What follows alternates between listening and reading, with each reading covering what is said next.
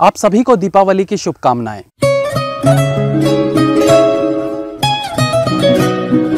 एक समय था जब संगीत एक साधना थी, एक मेडिटेशन का काम करती थी।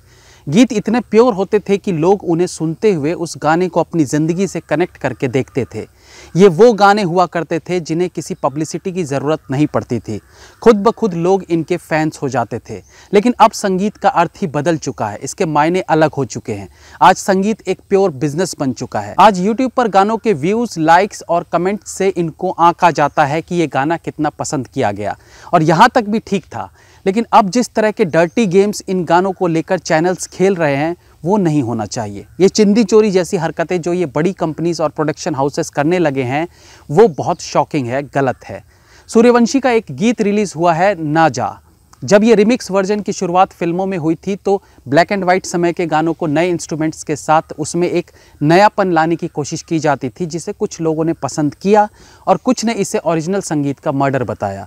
लेकिन आज तो हालत ये आ गई है कि कल रिलीज हुए गाने को भी रीमेक करने में एक बार नहीं सोचते। अरे ओल्ड क्लासिक गानों को नए वर्जन में बनाने से एक बार को लगता है चलो वो गाने जो हम भूलते जा रहे थे वो दोबारा कानों में पड़ेंगे तो कुछ टेस्ट बदलेगा।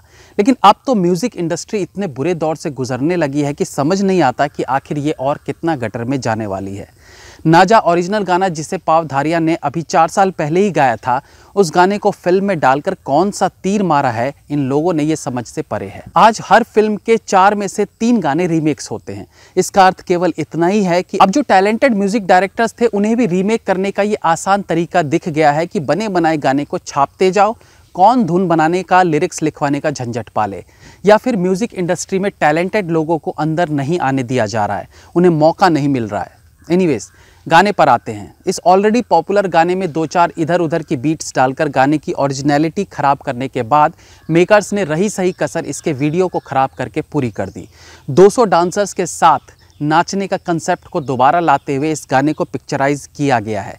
सबसे पहले तो अब ये ही इरिटेटिंग लगने लगा है क्योंकि आज हम रियल लाइफ से कनेक्ट करती फिल्मों के दौर में हैं, और ऐसे में ये सॉन्ग्स जहां हीरो हीरोइन अपने 200 सहायक डांसर्स के साथ सड़क पर नाच रहे हो तो वो हजम नहीं होता। इसके बाद इन डांसर्स में कुछ फॉरेनर गोरी डांसर्स को सबसे आगे रखकर ये फिल्म मेकर्स अगेन 20 साल पीछे खिसक जाते हैं। आखिर कब तक ये गोरियों के जाल में फंसे रहोगे भाई? गोरी अंग्रेज डांसर मतलब उन्हें लोग ज़्यादा पसंद करेंगे। इस गलतफहमी को इन्हें दिमाग से निकाल देना चाहिए।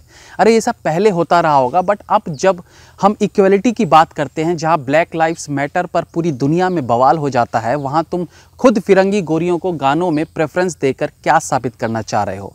आते हैं नेक्स्ट सेगमेंट पे।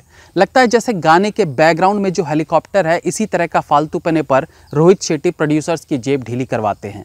अरे शेट्टी साहब, फाइट्स में गाड़ी उड़ाना और अब इस फिल्म में हेलीकॉप्टर पर एक्शन सीन्स कम थे क्या कि अब इस हेलीकॉप्टर को गाने में भी घुसाड़ना शुरू कर दिया है आपने? गाने के पीछे कई जगह आपको येलो लाइट्स नजर आ रही होंगी। ये बिना किसी मकसद के इन लाइट्स को बैकग्राउंड में डालने का चलन सा हो चुका है। यानी पहले लाइट्स को छुपा के रखा जाता था सीन्स के लिए, जहां केवल उनकी रोशनी का यूज किया जाता था। स्टैंड्स पर टंगी लाइट्स नहीं दिखती थी, या फिर अगर बैकग्राउंड में बल्ब दिख रहा है तो वो किसी खंबे से लटका होगा या टेबल लैंप की लाइट होगी। बट अब तो सीधे उन लाइट्स को स्टैंड सहित पीछे लगा दिया जाता है बिना किसी झिझक के, जबकि सीन्स में वहां लाइट रखा ऐसे फील होता है जैसे शूटिंग के वक्त लाइट गलती से वहां रह गई हो। साउथ इंडियन फिल्मों में इस तरह की लाइट्स का इस्तेमाल 15 साल पहले से हो रहा है और अब इसका यूज भी खराब लगता है। बहुत ज्यादा होने के कारण इरिटेटिंग लगने लगा है। आगे बढ़ते हैं अक्षय पाजी पर। सर जी, पिछले कुछ समय में आप इतनी अच्छी धमाकेदार फिल्में बना चुके हैं और कुछ बेहतरीन सीरियस और कॉमेडी रोल्स कर चुके हैं कि अब आपका इस प्रकार से लचकना ठुमकना थोड़ा ओवर लगने लगा है। आपकी फिटनेस 25 साल के लौंडे जैसी है, बट फैक्ट ये भी है कि आप 55 के करीब के हो चुके हैं और ये पब्लिक जानती भी है। खराब कोरियोग्राफी के बीच आपका डांस भी इंटरेस्ट नहीं बढ़ा पाता है। एक कॉलर वाला स्टेप तो बिल्कुल ही समझ से परे है। कैटरीना ठीक लगी है, एक्टिंग ना कर पाने का सारा मलाल वो डांस करके निकाल लेती हैं। अंतिम कंक्लूजन पर आते हैं कि डर्टी गेम क्या खेला जा रहा है। व्यूज़ खरीदे जाने की बात कोई नई नहीं है, लेकिन हम वो बात भी नहीं करेंगे। कमेंट सेक्शन में नेगेटिव कमेंट्स की कटौती की बात करेंगे। कमेंट सेक्शन में ताक झांक करें तो साफ कहा जा सकता है कि एक टीम बैठी हुई है जो नेगेटिव कमेंट्स को डिलीट करने का काम कर रही है। अगर सीधे कमेंट्स देखें तो इस नापसंद किए जाने वाले गाने में केवल पॉजिटिव कमेंट्स दिखाई पड़ते हैं, बट अगर आप कमेंट के शॉर्ट में जाकर न्यूएस्ट फर्स्ट करें तो लेटेस्ट कमेंट में कहानी कुछ और ही नज़र आती है। यहाँ आपको नेगेटिव कमेंट्स भी अच्छी खासी मिल जाएंगी, क्योंकि ये एकदम लेटेस्ट कमेंट होते हैं जिन्हें टीम को डिलीट करने में समय लगता है। वही ये 5-7 मिनट बाद नहीं मिलेंगे। या कुछ नेगेटिव कमेंट्स रखे भी जाते हैं ताकि जिस मात्रा में डिसलाइक्स आए हैं उन्हें भी तो जस्टिफाई किया जा सके। ये बहुत से लोग करते हैं, इवन मिलियन सब्सक्राइबर्स वाले यूट्यूबर्स भी ऐसा करते पकड़े जा चुके हैं। कुल मिला के ये गाना अप टू मार्क तो बिल्कुल नहीं कहा जा सकता।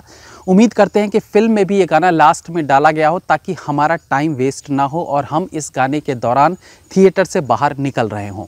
Have a nice day.